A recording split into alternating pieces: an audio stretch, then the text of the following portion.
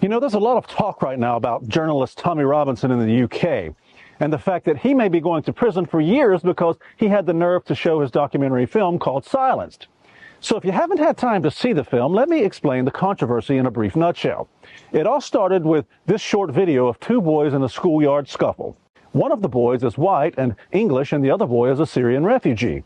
Now, at first glance, you might say, well, what's going on here? One boy is holding the other down and pouring water on him. And if you're a really rational person, you might ask yourself, well, why is this happening? And you might want to know just a little more about the context of the situation.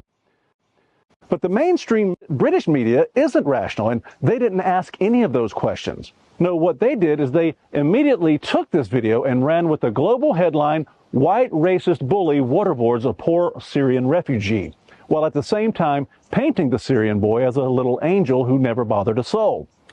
And people like Piers Morgan even called for the retribution against the English boy. Everybody was exposing the scumbag that did this, who I hope gets severe retribution.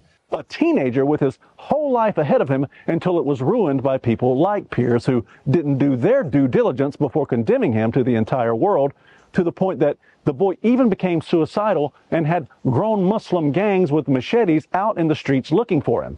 In fact, his entire family had to go into hiding because of these irresponsible media reports.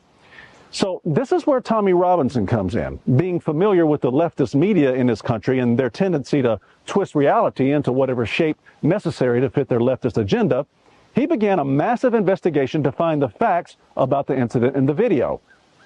And what he found is really shocking.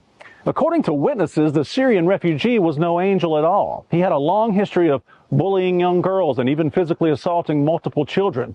He beat one girl with a hockey stick, requiring her to take pain medication for the long-term back injury he caused.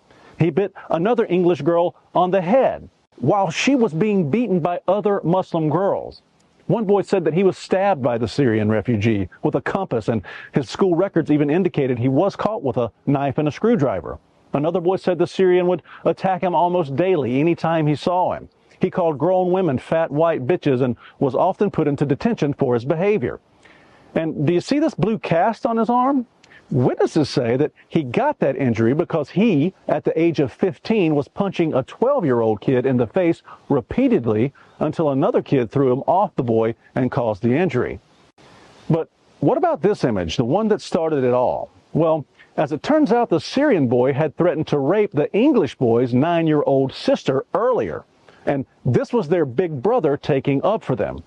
And I think a lot of people would have probably done more than splash him with a little water if that's the case. Now, as shocking as all this may be, it's not nearly as shocking as what the school did to hide all of this negative information about the Syrian boy from the public once the mainstream narrative had taken hold. It's the reason that none of the witnesses that I mentioned before came forward, because Tommy Robinson found through his investigation that the school spent £250,000 paying off the witnesses who all signed non-disclosure agreements to never talk about any of it. Now, why didn't the rest of the mainstream media report that to you? But it gets worse. The family of the Syrian boy ended up suing Tommy for revealing what he'd found out in his investigation as a journalist. And the judge in the case ruled in their favor, costing Tommy millions. Even when multiple witnesses in the case did come forward, teachers, students, respected members of the community, the judge said that all of them were lying and the Syrian boy was telling the truth. The court then ordered an injunction against Tommy playing the documentary he'd made, Silenced, so that no one could ever hear the full story. So Tommy had a decision to make here. Should he honor the court's injunction and let the young English boy's life be ruined by what witnesses all claimed were lies about him?